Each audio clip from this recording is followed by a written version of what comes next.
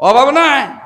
বাপরে বাপ, দেখবেন কি কায়দা করে কয়, ওরে করিলে সিদ্ধির ভোজ, ওরে করিলে সিদ্ধির ভোজ, ঘুচে যাবে মানব তোর অশান্তির কারণ। ওরে খাইলে সিদ্ধি বাড়িবে বুদ্ধি, বইলাছেন গো লালন গুরু সাইজি, করিলে সিদ্ধির বলো নাউজুবিল্লাহ কয় আটা বলবে নাই, কয় কি কইলি? সিদ্ধির ভোজন করলে কোনোদিন অন্তরে শান্তি হয় না। আমি গবেষণা করে দেখেছি, বাংলাদেশে পুরুষ লোকের চরিত্র নষ্ট হওয়ার পিছনে যতগুলি কারণ, এর মধ্যে প্রধান কারণ নারীদের ব্যাপারদায় চলন ফিরন, 2 নম্বর কারণ হইল মাদক সেবন। কয় কারণ? কাপড় আছে মানুষ নাই, মানুষ আছে কাপড় নাই। ওয়া শেষ করে গভীর রাতে পুরান ঢাকায় দেবে লইছি, যাইতেছি একটারে দেখি ভদ্রলোক একবার ওরতা কুর্তা পরে রয়েছে, লুঙ্গি উঠাই আর এক বেটার ওয়াল ভিজাইতেছে। আমি কইতেছি যে এইভাবে কে লেগা? আজগা ব্রাকায় ভাষা কইতেছে, আজগা মুইটা বায়া ভালামু ঢাকা শহর। পরে ওর ভাষা হই না বুঝলাম যে মাথা ঠিক নাই, মানে খাইছে আর কি, বোঝেন নাই? এই মাদক সেবনের দ্বারা মানবতার মানে ব্রেন, মেধা, চরিত্র, সামাজিক সবকিছু নষ্ট হয়ে যায় মাদকের কারণে। কথা বলেন ঠিক কিনা? কাপড় আছে মানুষ নাই, মানুষ আছে কাপড় নাই। অটোওয়ালার কাছে গান্দার পোটলা পাইলে অটোওয়ালারা জেলখানায় দেয়, কিন্তু অটোওয়ালারে এই কথা জিগায় না যে জাগির এলাকায়, এই অটোওয়ালা থাম, তুই এই এলাকার গান্দাটা পাইছস কার কাছে রে, ওর ঠিকানা দে, ওর আগে বিচার করবো। কথা কার না? এই জন্য তো কইছিলাম কপাল আঙ্গুর কত ভালো, ইউনুস কাকা লালন দিবসে জাতীয় দিবস বানাইছে, যেই লালনের মাজারে সবচেয়ে বেশি গান্দা বিক্রি হয়। এদের কথা আসতে কয়, জোরে কথা কও। সবচাইতে বেশি গান্দা বিক্রি হয়। আর গান্দার যে কত নাম, মধু, সিদ্ধি, সুকরঞ্জন গঞ্জি, হ্যাঁ, আবার ওই যে ভাই করতেছে সবজি, আবার শুকনা। এক জায়গায় করতেছে, কি করবেন শুকনা খায় গে, শুকনা হয়ে গেছে। আমি কই শুকনা কারে কয়? বোঝেন না ওই যে শুকটান মারে যে, হ্যাঁ, সেদিন একটারে ধরছে, ধরার পরে মারতেছে। আমি কই মানুষ খেয়ে সেরারে শরীর এমনি কিছু নাই। কি হইব? শুকনা খায় খেয়ে শুকনা হয়ে গেছে গা, ওরে সারমোনা হুজুর, ওর কাছে বহুত কিছু পাইছি, খালি গান্দা না, গান্দা খাওয়ার সব সরঞ্জাম দিয়ে আছে। আমি ভাবলাম না জানি কি অত্যাধুনিক জিনিস, তো যাই দেখি একটা কাঠ, চার কোন আছে একটা কাঠ, আর ওই যে তালের বিচির ভিতরে যে ইয়া ছোটবেলা আমরা খাইতাম না ভাই, চামচের গুঁড়া দিয়ে তুইলা ওই রকম ওই নারকেলের মতন দেখা যায় যে, ওরকম একটা দাওয়ের মতন আর কি, আগার মতন আর কি একটা। তা আর একটা হইলো তেনা, আমার রুমালের মতন একটা ছোট তেনা, আর একটা হইলো পাইপ। তা আমি কই এটা কি হইলো, এটা কি পাইছস? কয় ওরা জিগান না, কি জানি নাম কয়। তা আমি কাছে যাই কইলাম, এই কাঠটা কি করস রে? কয় ইহাকে কাঠ বলিবেন না, সাধুর ভাষায়, গুরুজির ভাষায় ইহা সাধারণ কাঠ নয়, ইহার নাম সাধনার প্রেম তক্তি। ইহার নাম কি? প্রেম তক্তি। প্রেম তক্তি। আমি কই প্রেম তক্তি কি লিখে রাখছস? কয় এইটার উপরে রাইখা ওই যে সিদ্ধি আমরা কাটি, সবজি আমরা কাটি। ও মিয়া ভাই, এই মাদকের সাথে প্রেম করলে কোনোদিন শান্তি হবে না। প্রেম করতে হবে আল্লাহ এবং আল্লাহ রসুলের সাথে। আল্লাহর জিকির ছাড়া শান্তি পাওয়া যাবে না, কোরআন সুন্নাহ ছাড়া সমাজে শান্তি কায়েম হবে না। কথা বলেন ঠিক কিনা? যাই হোক, লম্বা হয়ে গেল গা। হ্যাঁ, কি জানি কবে চাইছিলাম তো, বয়স যদি হয় তো ইসলাম মাইনা তাদেরকে আলাদা রাখবেন, তাদের দেখশোনা করবেন, এই কথা তো করতে চাইছিলাম, তাই না? তো এইবার ডাক দিয়ে কইতেছে, তোমার বাচ্চার বয়স যদি 3 বছর না হইতো তাইলে আমি দেখা দিতে পারতাম, তো মাফ করে দিবেন, আগামীকালকে আসবেন, আপনার ছেলে হোসেন সহ আপনার সাথে আমি দেখা করব। এইবার হোসেন ফাতেমার হাতটা ধইরা টান দিয়ে কয়, আয় মায়, আর এই মহিলার বাড়ির ধারে কাছে তোরে আসতে দিব না। মা তুই খালি চুপ থাকিস, বাপের ধর্ম নানার ধর্ম দুইজনেই জানে, এই মহিলা তোর আগে কেমনে জান্নাতে যাইব। এবার বাজান হজরতে ফাতেমা বলল ঠিক আছে তাই হবে। এবার হজরত হোসেন চলে গেলেন ফাতেমাকে নিয়া, মাকে নিয়া বাবা আলী এবং নানা মোহাম্মদের কাছে। নানা মোহাম্মদকে এক পাশে দাঁড় করাইলেন, বাবা আলীকে এক পাশে দাঁড় করাইলেন, মাঝখানে হোসেন দাঁড়ায় দুইজনের হাতটা ধরিয়া। আমার বন্ধুগণ, নবীজি এইভাবে ফাতেমার আঙ্গুলের মধ্যে আঙ্গুল দিয়া চাপ দিয়া ধরে, এইভাবে ইমাম হুসাইন নবীজির আঙ্গুলের মধ্যে আঙ্গুল দিয়া আর বাবা আলীর আঙ্গুলের ফাঁকার মধ্যে আঙ্গুল ঢুকাইয়া চাপ দিয়া ধইরা ডাক দিয়ে কয়, নানা গো বাবাজি, আর দৌড়াদৌড়ি করব না, আর মারি অন্য বাড়িতে যাইতে দেব না। তুমি আর আব্বা, আব্বার না দুইজন মিলে বলো না, আমার মা ফাতেমার আগে, আমার মা বেহেশতে জান্নাতি নারীদের সর্দারিনে আগে ওই উম্মে জামিলা কোন কারণে জান্নাতে যাবে? হযরত আলী হোসেনকে বললেন, হোসেন রে তুমি আমার হাতটা ছেড়ে দাও, আমি তোমার মার হাত ধরি। এবার বাজানো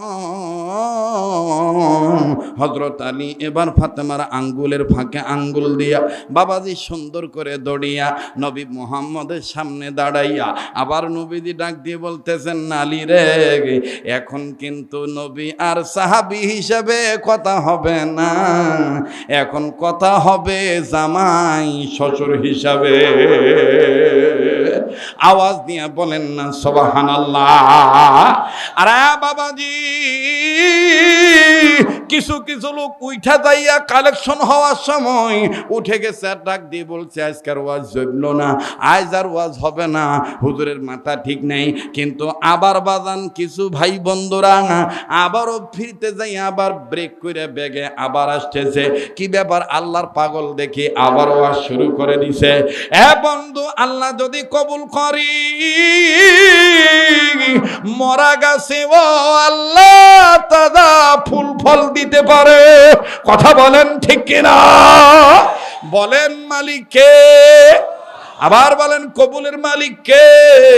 হযরত আলী রাদিয়াল্লাহু তাআলা ডাক দিয়ে কয়, ঠিক আছে আব্বা, ওগো শ্বশুর মশাই, আমি এখন যত কথা বলবো জামাই মনে করে বলবো, সাহাবী মনে করে বলবো না।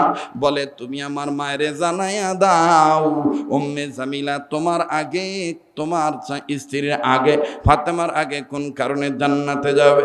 ও বন্ধু, এইবার হযরত আলী কান্দে আর ডাক দিয়ে বলে, ফাতেমারে, ও ফাতেমা তুমি কি ভুলে গেছো নাকি? ফাতেমা, কয়েক মাস আগে তোমার ঘরের মধ্যে যখন প্রচন্ড অভাব দেখা দিল, তুমি দাঁড়াইতে যাইয়া তুমি মাথা ঘুরে পড়ে গেলা, তোমার চোখের নিচে কেমন জানি কালো কালো দাগ দেখা দিল, না খায়া থাকার কারণে তুমি দুর্বল হয়ে পড়েছ। তুমি কি ভুলে গেছো ফাতেমা? আমি দেখতে চেয়েছিলাম, আমি দেখতে পাইছিলাম হোসেনের পেটে পাথর বান্দা, হাসানের পেটে পাথর বান্দা। তখন তুমি ফাতেমা, আমি আলীর হাত দুখানা ধরে বলেছিলাম, স্বামী আলী যান আপনি তাড়াতাড়ি করে চলি। আমি বলেছিলাম যাব কোথায় চলি, দেন না বলি ফাতেমা। আমি আলী তখন যখন তোমার কাছে জিজ্ঞেস করতে চাইছিলাম, তখন তুমি ফাতেমা বলেছিলা, স্বামী গো আমার জানা মতে অমুক বাজারে অমুক জায়গায় একটা কর্নারে খাবার বিক্রি হয়, মা হইয়া সন্তানদের পেটে পাথর বান্দা সহ্য হয় না, আপনি তো শুধু থাকেন জিহাদে জিহাদে, আপনি শুধু থাকেন নবী মুহাম্মদের দরবার পারে। আমি আর আমার সন্তান, আমার খাদ্যের চিন্তা আমি করি না। যুদ্ধ লাগবে, পরিবারও লাগবে, এটা আপনি ভালোই জানেন, ভালোই আপনি মানেন। কিন্তু হঠাৎ করে কেমন জানিয়ে 2-3 বেলা 2-1 দিন যাবৎ হুসাইন খাদ্য না পাওয়ার কারণে, হাসান খাবার না পাওয়ার কারণে তাদের পেটের মধ্যে নাকি যন্ত্রণা বেড়ে গেছে, তারা নিজ নিজ পেটে পাথর বেঁধেছে। তাই আমি মা হয়ে বলছি, আপনি আমারে মাফ করে দিবেন।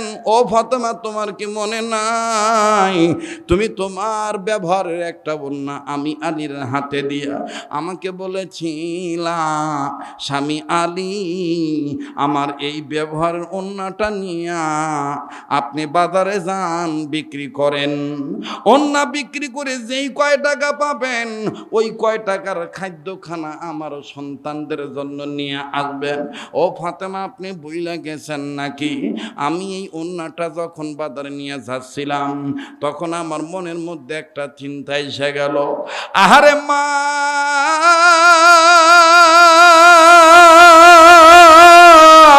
সন্তানদের মায়ায় পড়িয়া নিজের গয়রাতের কথা ভুলে গেল, নিজের আত্মমর্যাদার কথা ভুলে গেল। এর নামই মা। বনে থাকে বনবাদুরি, বাচ্চা ঝোলে তার বুকে, তবুও মায় বাচ্চা বলে না, পড়লে হাজার দুঃখে। কথা বলেন ঠিক না বেঠে? হযরত আলী বলতেছেন যে এই ফাতেমা নিজে অনেক সময় বাবাকেও দেখা দিতে চায় না, ওই ফাতেমা আজকে সন্তানদের মায়ে পড়িয়া নিজে পাগল হইয়া নিজের ব্যবহারের ওড়নাটা বিক্রি করতে দিল আমারে।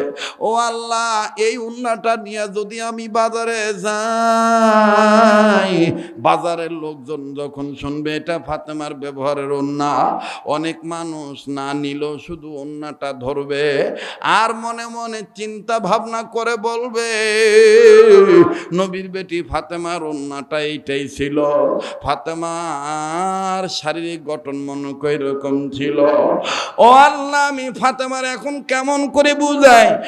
বাবাজি হযরত হাকিমুল উম্মাত আশরাফ আলী থানভী রাহমাতুল্লাহ আলাইহি পারিবারিক নিসাবে তালিমুস সুন্নাহর মধ্যে লিখেছেন, দুনিয়ার সমস্ত মুসলিম মেয়েদের উচিত নিজের ব্যবহারের গায়ের কাপড় চোপড় এমন জায়গায় নেড়ে দেওয়া যেন কোনো পুরুষ এই কাপড় চোপড় না দেখে, অন্তত কাপড়টা দেখিও যেন চিন্তা ভাবনা না করতে পারে যে মেয়েটা এরকম ছিল, মহিলাটা এরকম ছিল।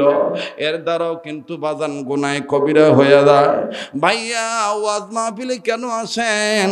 ওয়াজ মাহফিলে আসার কারণ একটাই, কিছু কথা শুনে কিছু আমরা আমল করব, যেগুলো জানা আছে মানা নাই, উম্মতের উলামায়ে কেরামদের কাছ থেকে জেনে নিয়ে ভালো করে মানার ইরাদা করব।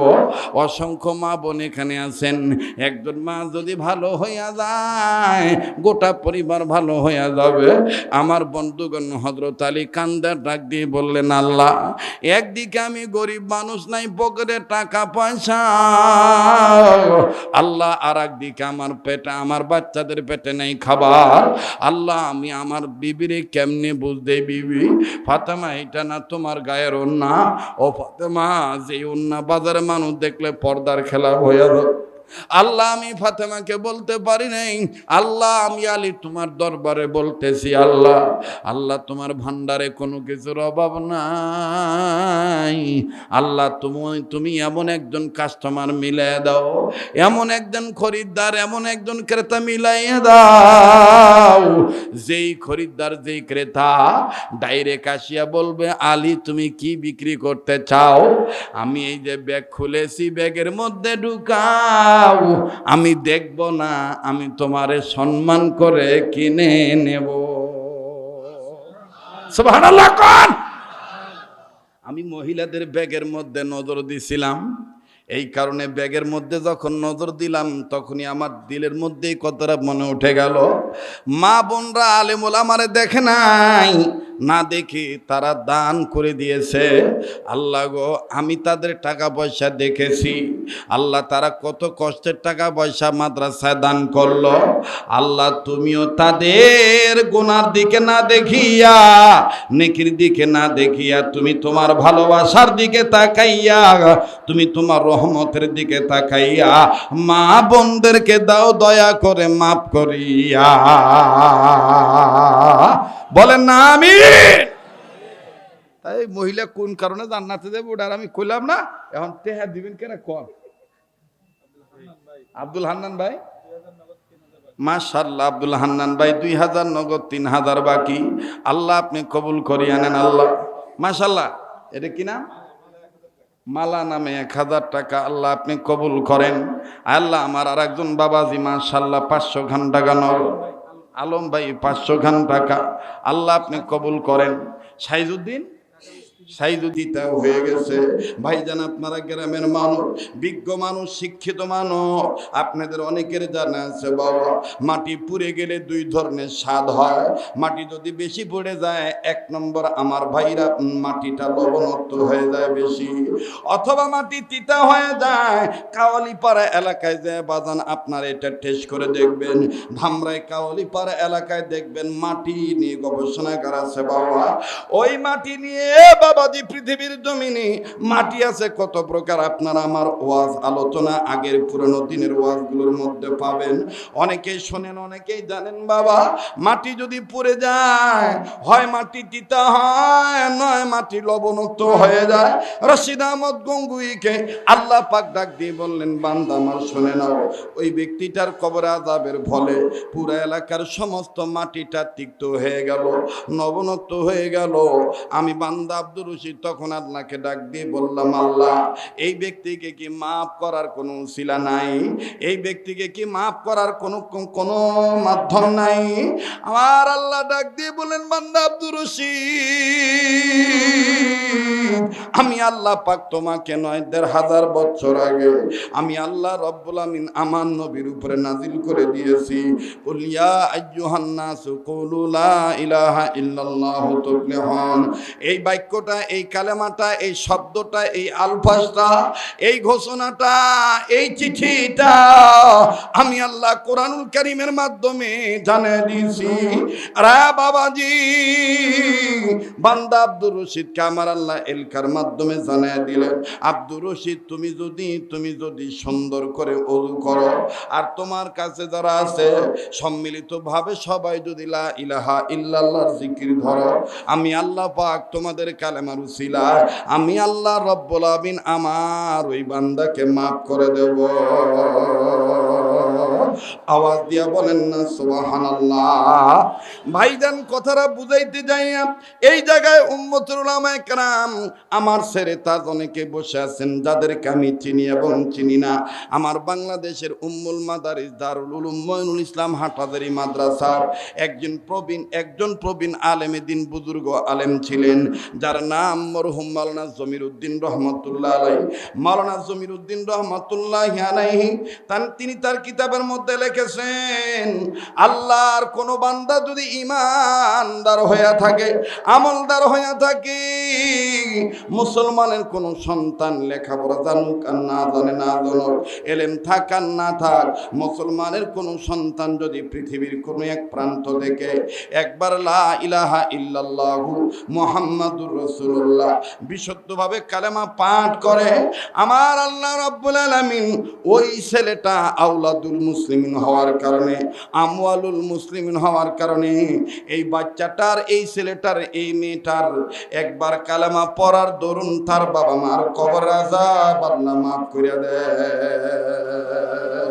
সুবহানাল্লাহ বলেন, আইটো জোরে কোন সুবহানাল্লাহ। আবার বলেন, কোরআনকে সম্মানের কিতাব বানাইছেন কে? ভাইয়া আওয়াজ দিয়ে আল্লাহর নামটা মায়া করে বলেন না, কে? কথায় কথা বেড়ে যায়, খালি কথা মাথার ভিতরে ঢোকেই কষ্ট হতেছে নাকি আপনাদের? হযরত আমার বন্ধুগণ সুলতান মাহমুদ গজনবী রহমতুল্লাহ আলাইহি বাদশা ছিলেন। একদিন উনি কোন এক বাড়িতে রেস্ট নিবেন, বিশ্রামাগারে উনি আরাম করবেন। আরাম করতে যেয়ে উনি পাও দুটো মেলে দিবেন, বিছনায় খাটের উপরে শুতে দেয়া পাও দুটি মেলে দিবেন। যখন পা দুটি মেলবেন হঠাৎ করে দেখেন পায়ের সাইডে কোরআন রাখার তাক। এরকম অনেক বাড়িতে গেলে হয় না? তা কোরআন রাখার তাক। সুলতান মাহমুদ গজনবী পাও মেললেন না। পাও না মেলে উনি মনে মনে সিদ্ধান্ত নিলেন যে কোরআনটাকে আমি অপর ঘরে রাখে আসি, আর এক ঘরে রাখে আসি।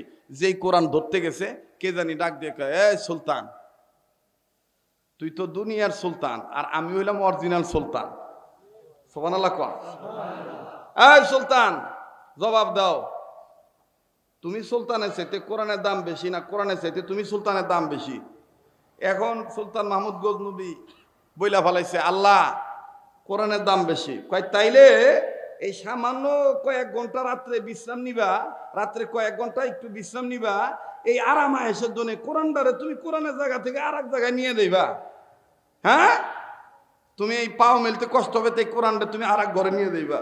সুলতান মাহমুদ গজনবী কয়, আল্লাহ, আমি মাপ চাই, আমি আর কোরআন অপর ঘরে নিব না। প্রয়োজন বোধে আমি এখানে শুমো না, আমি বৈশা বৈশা রাত কাটাম। কোরআন কোরআনের জায়গায় থাক। সুবহানাল্লাহ কন। তো কোরআন কোরআনের জায়গায় থাকছে, কোরআন কোরআনের জায়গায় রইছে।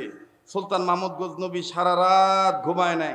ইতিমধ্যে তাহাজ্জুদের সময় চলে আসছে, তাহাজ্জুদে কান্নাকাটি করছে। খুব খেয়াল করেন, সব শেষে সুলতান মাহমুদ গজনবী মারা গেছেন। মানে এতটুকুন ইজ্জতের বরকত দেখেন কি হয়ে গেছে। আল্লাহু আকবার। সুলতান মাহমুদ গজনবী ইন্তেকাল করলেন।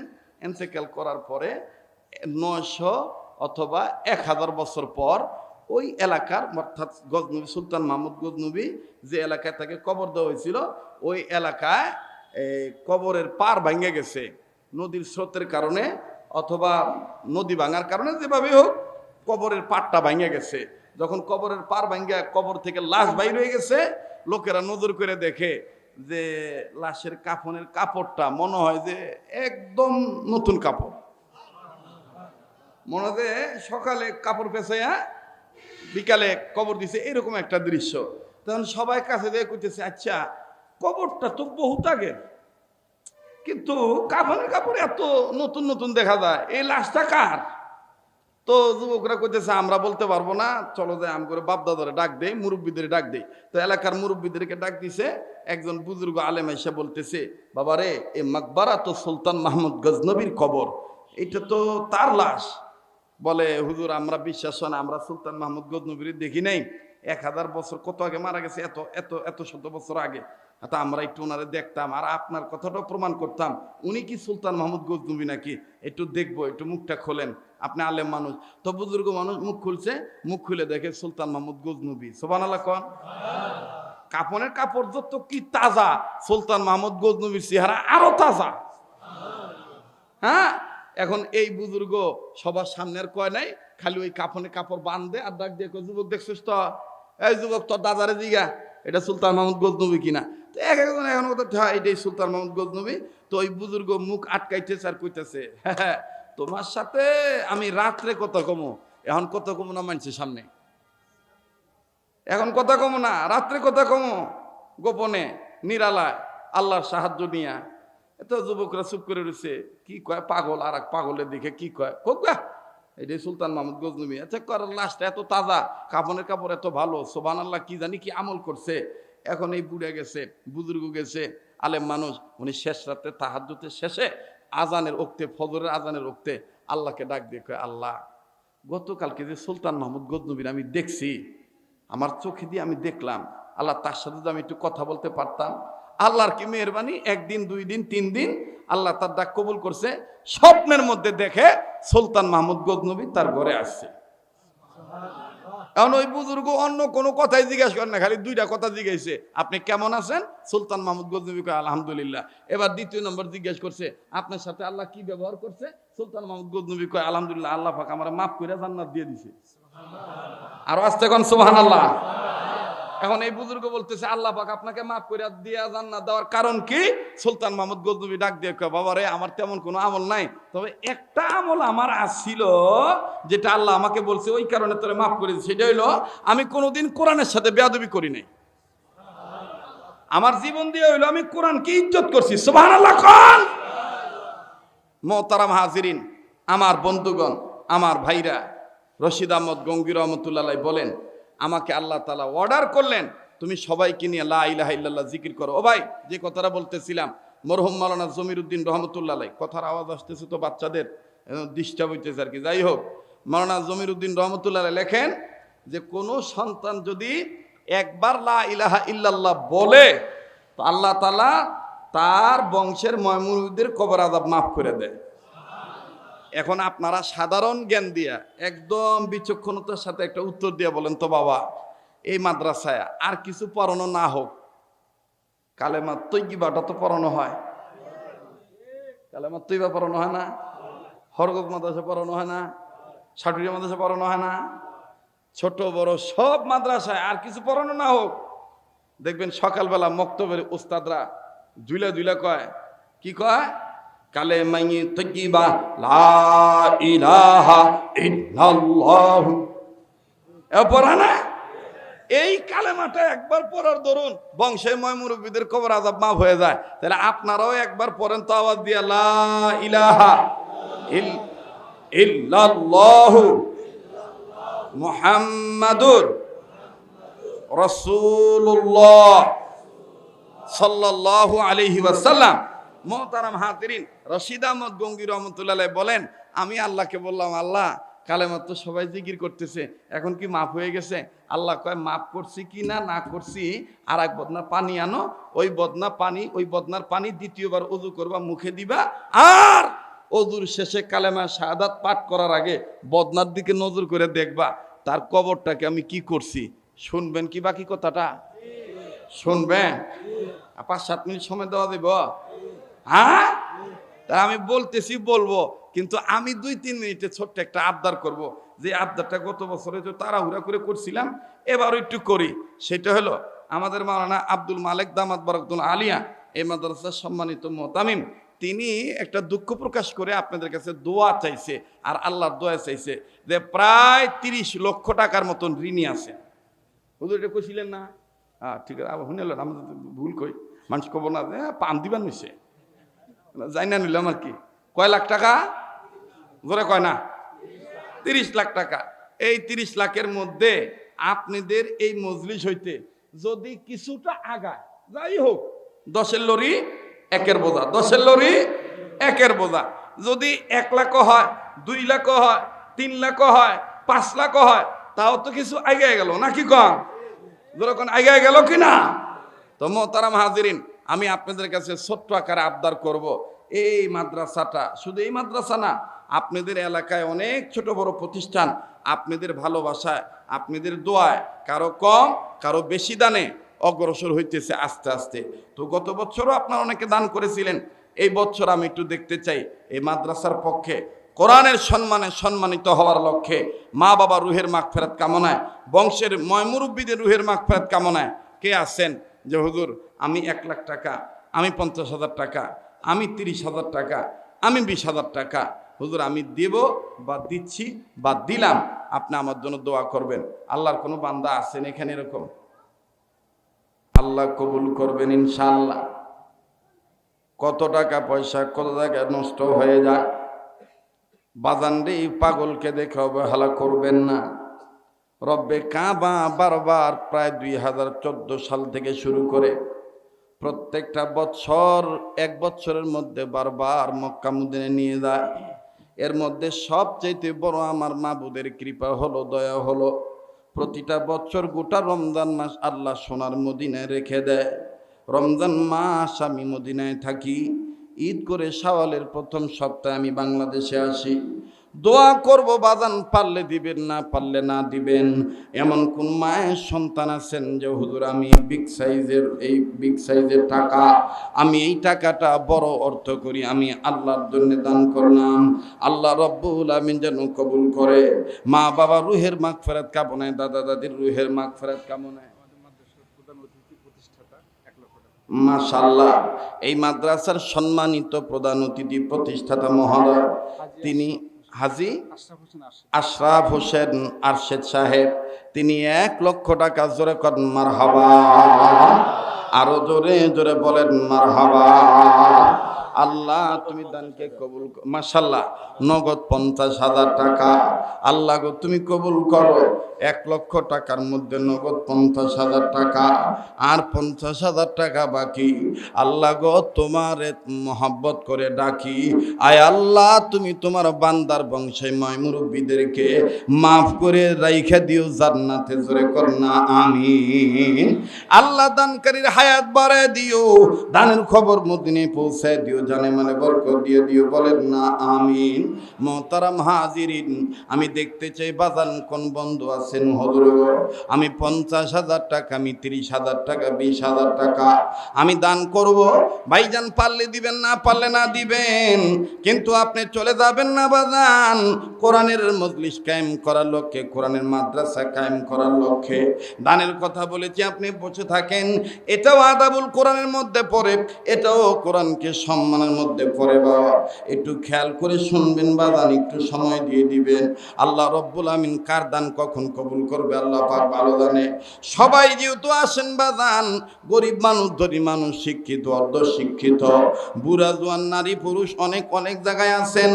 আমি আপনাদের কাছে নগদ একটা কাজ আমি আপনাদের কাছে চাইবো বাবা। অনেকেই 10,000, 20,000, 5,000, 2,000, 3,000 টাকা নগদ বাকি দেওয়ার মতন বাজার অনেকে আছেন বন্ধু।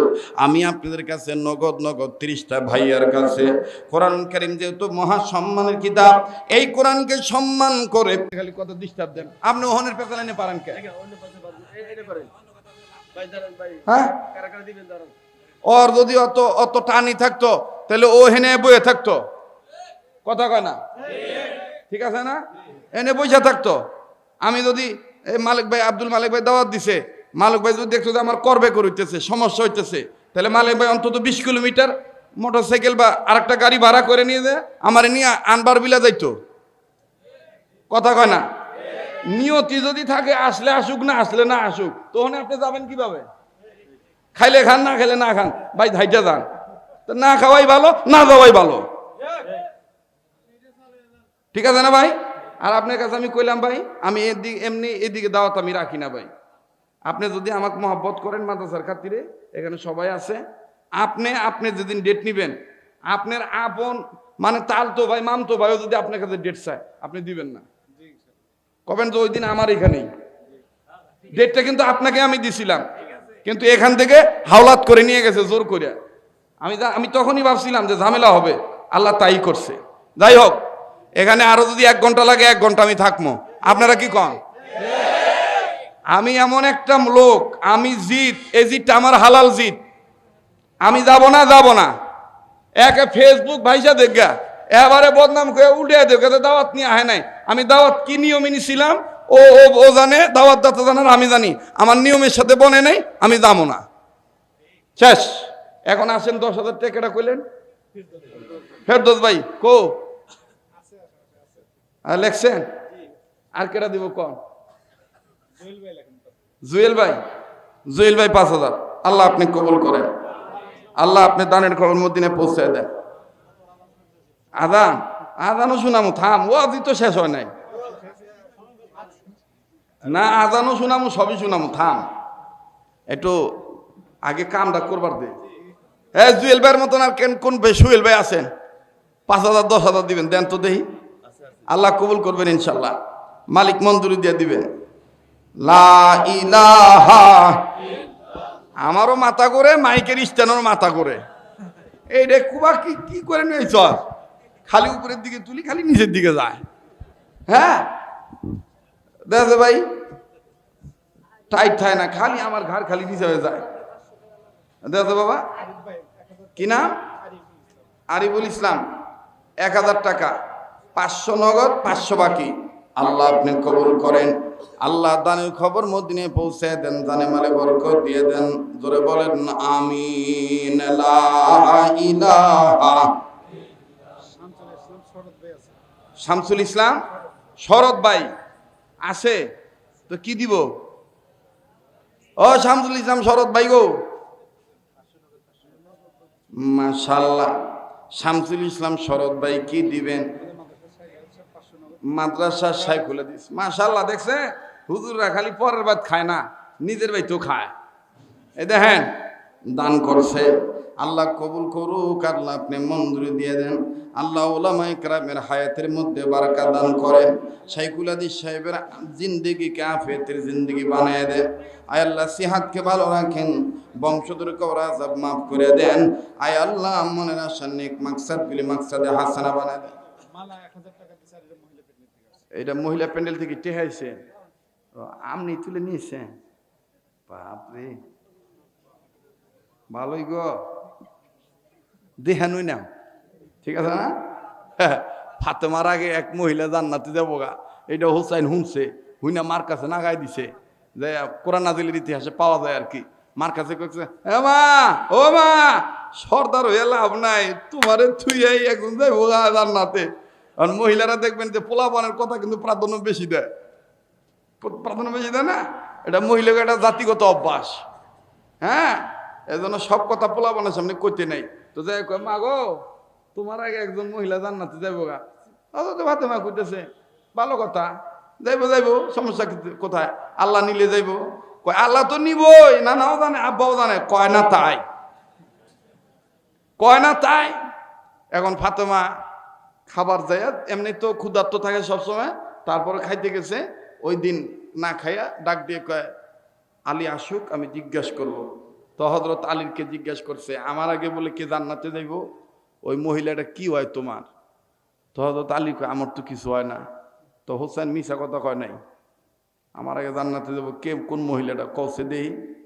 তো হযরত আলী কইতেছে, কয় তোমার আগে যে জান্নাতে যাইবো এইটা তুমিও জানো, তোমার বাবাও জানে, আমার এটা জিজ্ঞাসা করে পেছের মধ্যে ভালো কে। এখন ফাতেমা রাদিয়াল্লাহু তাআলা আনহার মনের মধ্যে আরো সংশয় ঢুকে গেল গা, যে আব্বাও জানে আমার আগে জান্নাতে দেবো একজন মহিলা, আবার কইল যে আমি জান্নাতি মহিলাদের সর্দারিনী, নাও যাই বাপের বাড়ি যাই। তো বাপের বাড়ি গেছে। এখন বাপের বাড়ি আর স্বামীর বাড়ি কিন্তু পাশাপাশি ছিল। এই যে হুজুররা আছে, আমরা তো খালি সুন্নতের ওয়াজ জানি, দাড়ি রাখা সুন্নত ওয়াজিব, টুপি মাথায় দেওয়া সুন্নত, মেসক করা সুন্নত, কিন্তু মাইয়ারে যে কাছে বিয়ে দেওয়া সুন্নত, এটা জানেন কোনদিন? কথা কয় না। নিজের মেয়েরে যে মানে কাছে বিয়ে দেওয়া সুন্নত, এটা শুনছেন কখনো? এ সুন্নত মানে না, খালি মাইয়ার কি বলে, জামাইয়ের বাড়ি রংপুর আর মাইয়ার বাড়ি ফরিদপুর, এটা সুন্নতের খেলাফ। হযরত আলী আর ফাতেমার বাড়ি, অর্থাৎ মুহাম্মদ সাল্লাল্লাহু আলাইহি ওয়াসাল্লামের বাড়ি আর হযরত আলীর বাড়ি কতটুক ডিস্টেন্স ছিল একটু খেয়াল করে দেখবেন। এবং বিবাহের পরে হযরতে ফাতেমা কতদিন স্বামীর বাড়ি ছিল এবং তার কয় মাস পরে বাবা মুহাম্মদের কাছে ছিলেন, ইতিহাস খুলে দেখেন।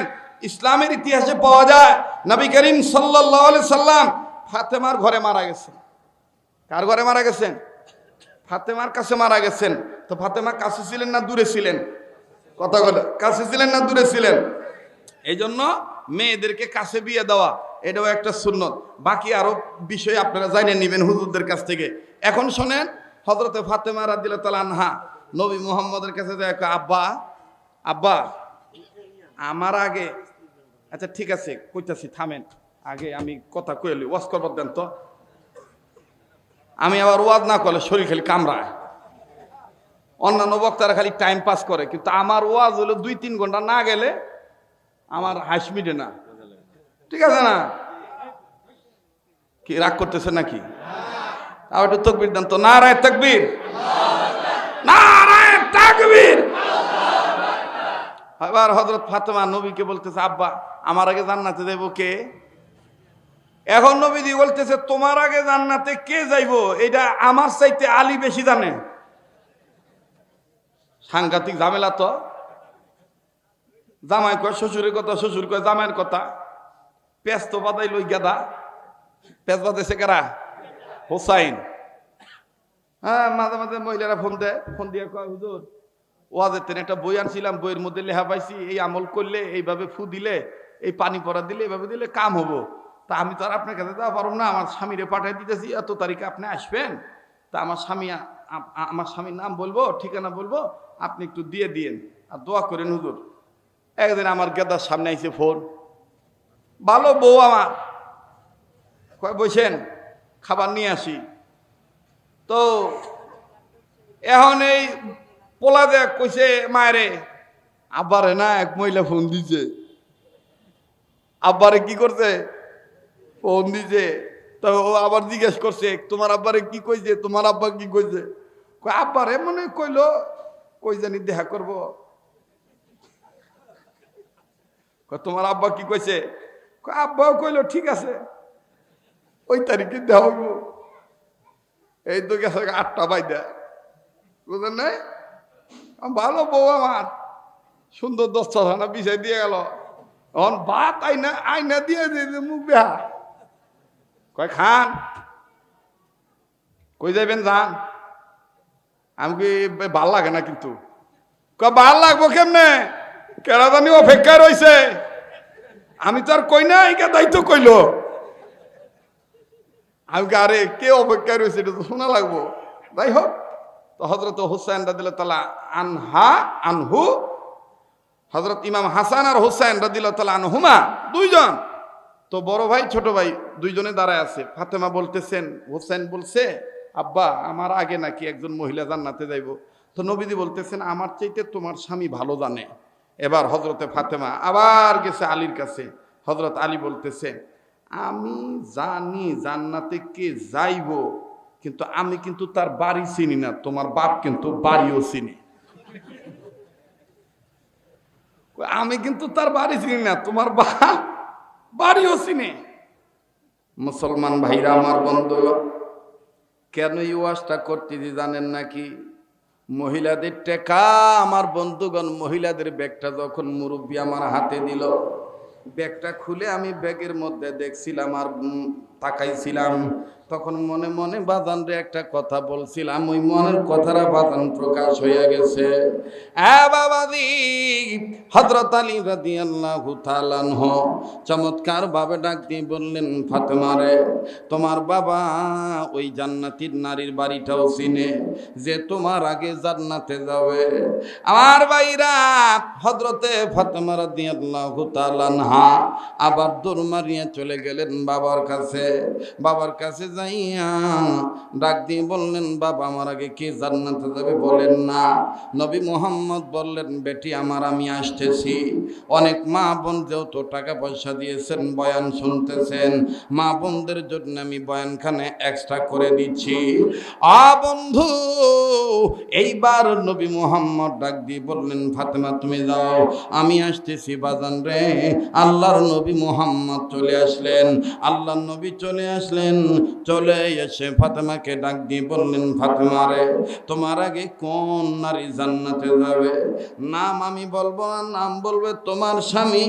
এবার ফাতেমা ডাক দিয়ে বলে চাচা ভাতিজা ভালোই জানো কৌশল, জামাই শ্বশুর ভালোই জানো কৌশল, জানো জানো ভালোই জানো, আমি মহিলা মানুষ খালি আমার দৌড়াদৌড়ি করো, বলো না স্বামী বলো না কে আমার জান্নাতে যাবে আগে।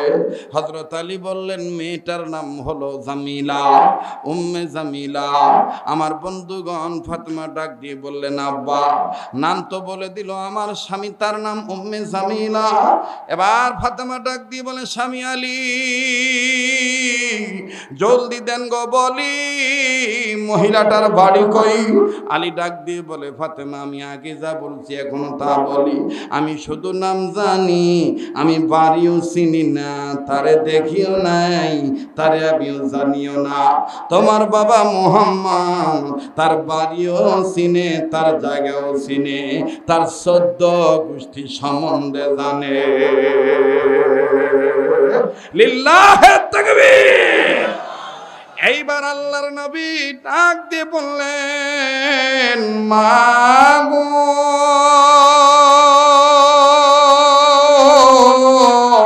দেখবি যদি আয় মা তুই আমার কাছে আয়।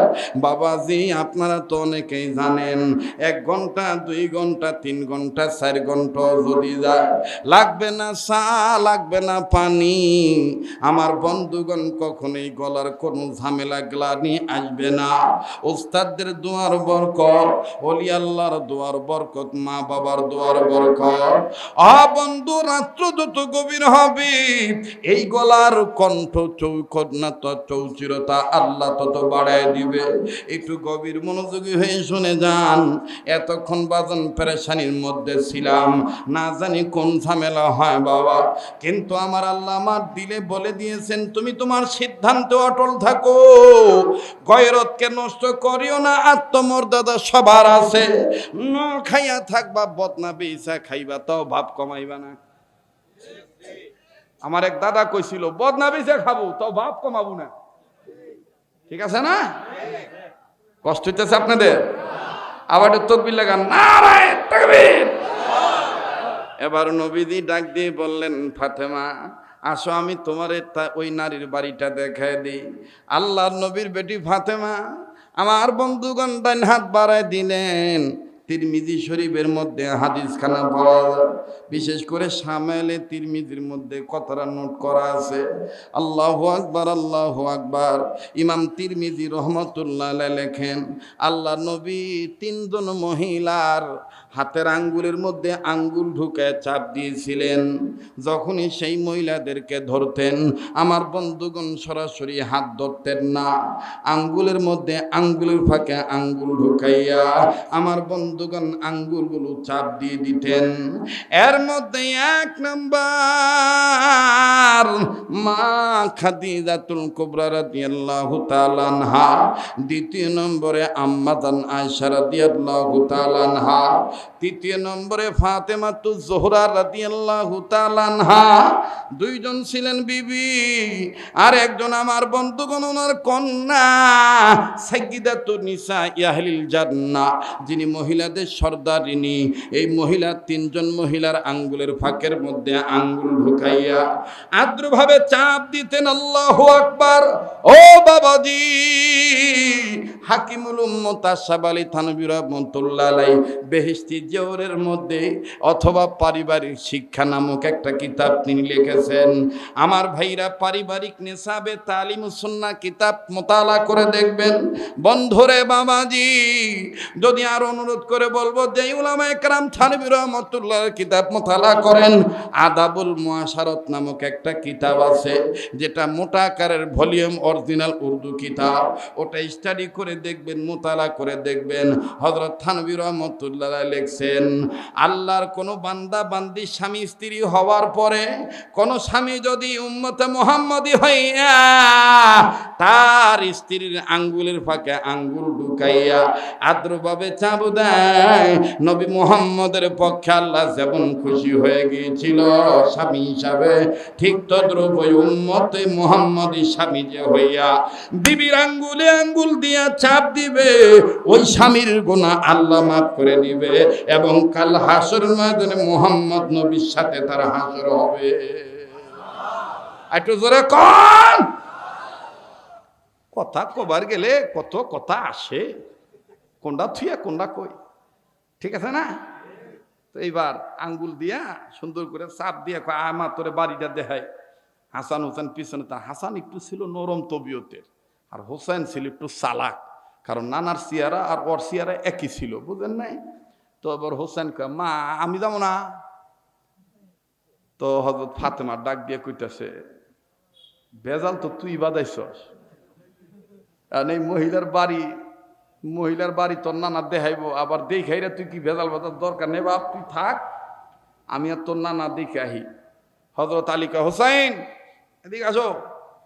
তো হযরত হাসান আর হোসেন পিছনে।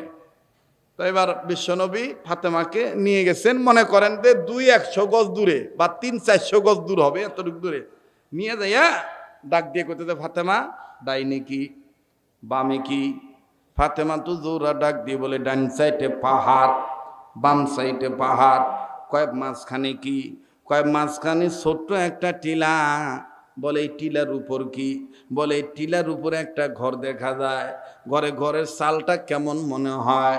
বলে আব্বা গো, ঘরের চালটা খাজুর পাতার চাটায় দিয়ে, ঘরের চালটা খাজুর পাতার ছাউনি দিয়ে কেমন জানি দেওয়া, আর চতুর্পাশে বেড়াটা মনে হয় খাজুর পাতার পাতা দিয়ে, খাজুর গাছের পাতা দিয়ে বেড়া দেওয়া।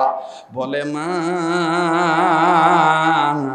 এটাই হলো জামিলার বাড়ি। সুবহানাল্লাহ। জামিলার কাপড়ও আছে, জামিলার ভিতরে মনুষ্যত্ব আছে। সুবহানাল্লাহ কর। আজকের বিষয়টি জানি কি ছিল? কাপড় আছে মানুষ নাই, মানুষ আছে কাপড় নাই। হযরতে জামিলার বাড়ি রাসূল যখন দেখাইলেন, এবার ফাতেমা বলতেছেন আজকে তো বিকাল হয়ে গেছে, কালকে যাব। ও আমার আগে জান্নাতে যাব, কারণটা কি? কয় কারণ আমি আর আলী এখন বলতে পারবো না, তুমি যাও, তুমি সরাসরি জিজ্ঞাসা করো, যেহেতু তোমার জাত আর তার জাত একই জাত, মহিলা জাত, যাও তোমরা যে জিজ্ঞাসা করো গা। কারণ ফাতেমা পরের দিন গেছে, যাইয়া আমার ভাইরা সুন্দর করে দরজা তো টাক টাক করে নাই, দরজা বাইরে দাঁড়াইয়া কাশি দিছে, সালাম দিছে, আসসালামু আলাইকুম ইয়া আহলাল বাইত, বা ভিতর থেকে সালামের জবাব আসছে, বোন তুমি যদি একটু পর্দাটা সরাইতা তাহলে আমি তোমার একটু দেখতাম, তুমি আমার আগে জান্নাতে যাইবা। আমার বন্ধুগণ, আমার ভাইরা, আমার বাবা দিরাম, এইবার ফাতেমাকে ওই জামিলা বলতেছে, আপনি নবীর বেটি, ঠিক আছে, সন্দেহ নাই, আপনি জান্নাতের মহিলাদের সর্দারিনী, এটাও আমার কোনো আপত্তি নাই, আল্লাহ আপনাকে দিবেন, আপনি জান্নাতি মহিলাদের সর্দারিনী হইছেন। কিন্তু আপনি যে বলতেছেন আপনার সামনে আমি আসব, আপনাকে দেখা দেব, আপনি আমাকে মাফ করবেন, ক্ষমা সুন্দর দৃষ্টি দেখবেন, আমি আমার স্বামীর অনুমতি ছাড়া অপরিচিত কোনো নারী পুরুষের সাথে দেখা করি না। আর যদি মালিক ভাইয়ের বউর কাছে বা আমার বউর কাছে যদি খালি দেয়, সভাপতির মাদ্রাসার প্রতিষ্ঠাতার বউ যায়, হ্যাঁ দাদি আইছেন, কথা কয় না। একটা উদাহরণ আছে না, আমাদের বিবিদের অবস্থা করতেছি, মানে স্বামী ভক্তির যে কত কমতি। আমার ভাইরা, আমার বউর কাছে যদি কেউ আইসা কয় যে আমি অমুকের স্ত্রী, দেখবেন এবারে এমপি সাহেবের স্ত্রী, এবারে কি পার্সোনাল খাবার, কি পার্সোনাল কি সম্পদ সব দিয়ে দেয়। এটাও কিন্তু বেউসুলি, এটাও স্বামীর হক আদায় থেকে বঞ্চিত করা। কথা বলেন ঠিক কিনা? আমানতের খেয়ানত করা। এমনকি ফকিরকেও স্বামীর অনুমতি ছাড়া ভিক্ষা দেওয়া যাবে না। কথা কয় না? রাগ করতেছে নাকি? তো এবার বলতেছে আপনি জান্নাতি মহিলাদের সর্দারিনী হইতে পারেন, কিন্তু আপনার সাথে আমার দেখা করার অনুমতি স্বামীর কাছে থেকে নেই নাই। ফাতেমা কয় তাহলে আমি কি করতে পারি? তোমার না দেখলে তো হবে না। বাবাই কইছে তুমি আমার আগে জান্নাতে যাইবা। করতেছে আগামীকালকে এই সময় আইসেন, আইসা আমি অনুমতি নিয়ে রাখবো, স্বামী আমার কাঠ কাটে খায়, কাঠুরিয়া মানুষ, অনুমতি নিয়ে রাখবো, আপনার সাথে দেখা করবো। বাস চলে গেছে হযরত ফাতেমা, ঠিক তার নির্ধারিত টাইমে চলে আসছে কাঠুরিয়ার বউয়ের সাথে দেখা করতে। আসার সময় হযরত হোসেন কয় আম্মা গতকালকে নেন নাই, আজকে কিন্তু পিছে পিছে আইছি, আজকে কিন্তু পিছে পিছে আইছি। আইসার পরে মা কই কই যাও গো, কই আহ গো? কই যে তোমার আব্বার তোমার নানা যে কইছে যে আমার আগে জান্নাতে যাইব, এই যে এই রইল ওই মহিলার বাড়ি। তো হোসেন জোরে জোরে কয় ভাঙ্গা বাড়ি, এ বাড়ি বলি যাইব তোমার আগে জান্নাতে? ও নাম কি গো মা? তো মা ছেলে কথা কইলে এরকম আওয়াজ হয় না, তো ওই বেটি আওয়াজ শুনছে ঘরের ভিতর থেকে, ঘরের ভিতর থেকে আওয়াজ শুনে খুব খেয়াল করবেন, এখানে সাংঘাতিক একটা কথা আছে, মাসালা। তো এবার বলতেছে যে হোসেনের গলার আওয়াজ পাইছে। হোসেনের গলার আওয়াজ পাওয়ার পরে ফাতেমার দরজার কাছে যায়, কয় বোন আমি আমার টাইম মোতাবেক আইছি, দরজা খুলে দাও। কয় মাফ করবেন, স্বামীর কাছ থেকে অনুমতি নিয়েছিলাম আপনার সাথে দেখা দেওয়ার, কিন্তু আপনার পোলার সাথে দেখা দেওয়ার অনুমতি পাই নাই। হোসেনকে নিয়ে আইছেন কে? হোসেনের সাথে দেখা দিতে গেলে তো আমার অনুমতি লাগবো। ফাতেমা কয় তুমি যেইটা সমস্যা মনে করে দেখা করবা না, ওইটা সমস্যা না। আমার হোসেনের ওরকম বয়স হয় নাই, মাত্র 3 বছর 6 মাস, মানে 3.5 বছর, অথবা আর এক বর্ণনা আছে 3 বছর। মহিলা ডাক দিয়ে কয় ফাতেমা আপনি জান্নাতি মহিলাদের সর্দারিনী হইবার পারেন, কিন্তু মাসলা কিন্তু আপনার স্বামীর চাইতে আপনি বেশি জানেন না। এখন ফাতেমা কইতেছে এই তো আব্বা যে কইছে যে আমার চাইতে তোর জামাই তোর স্বামী বেশি চিনি ওই মহিলারে, মহিলা আমার জামাইয়ের এলেমের খবর জানে কিভাবে? কয় না সুবহানাল্লাহ, কয় না, কয় যে মাসলা তোমার চাইতে তোমার স্বামী বেশি জানে। বলে কি মাসালা? কয় আমার জানা মতে যেই বাচ্চার বয়স 3 বছর হয়, 3 বছর বাচ্চার সামনে দেখা দেওয়া জায়েজ নাই। তোমার হোসেনের বয়স 3 বছর, যদি 2 বছর হইতো তাহলে দেখা দিতে পারতাম, কারণ 2 বছরের ছেলে মেয়েরা দেখে লোড করতে পারে না, মেমোরিতে মানে ধারণ করতে পারে না। আর 3-4 বছর হইলে যা দেহে ওটাই দেখবেন সকালবেলা কয়। এই জন্য যারা পোলা মায়ের ঘর এক জায়গায় করছেন না, একই জায়গায় রাখছেন, স্বামী আর স্ত্রী, জামাই বউ পোলা মায়া সব এক জায়গায় আছেন, মনে করতেছেন ছোট মানুষ গান্দা মানুষ, কিন্তু বুঝবো না বয়স হয়ে যে 5 বছর 6 বছর 8 বছর, সকালবেলা দেখবেন এমনি গিয়ে দাদা দাদির নগে কেন দাদি আব্বাই না কালকে মায়ের জ্বরে দোষ ছিল।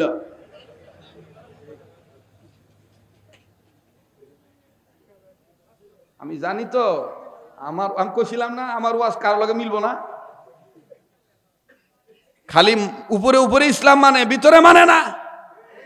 5 বছর 6 বছর হয়ে গেলে, 4 বছর হয়ে গেলে সাথে সাথে তাদের সেপারেট রুম করে দেন, আলাদা করে দেন, পারিবারিকভাবে তাদের খবর রাখার একটা ব্যবস্থা করেন। কিন্তু আপনি আর আপনার স্বামী, আমি আর আমার স্ত্রী কোন অবস্থায় থাকি এটা যেন আমার সন্তানরা টের না পায়। কথা বলেন। 2 বছরের বাচ্চা যা দেখে মুখস্থ করে ধারণ করতে রাখতে পারে না, কিন্তু 4 বছরের পোলাপান 3 বছরের পোলাপান যা দেখে তাই দেখবেন নকল করে থুয়ে দেয়। আল্লাহ আমাদেরকে সহি বুঝ দান করুক, আরো জোরে কোন আমিন। আর এই জ্ঞানগুলা কোথায় পাইবেন? এই জ্ঞানগুলা পাওয়ার জন্যই এইরকম মাদ্রাসার দরকার। কথা কয় না নাকি? লালন লালন দিব, লালন দিব। মানিকগঞ্জে তো আল্লাহ দিলে লালনের কোনো বক্তই নাই। হ্যাঁ,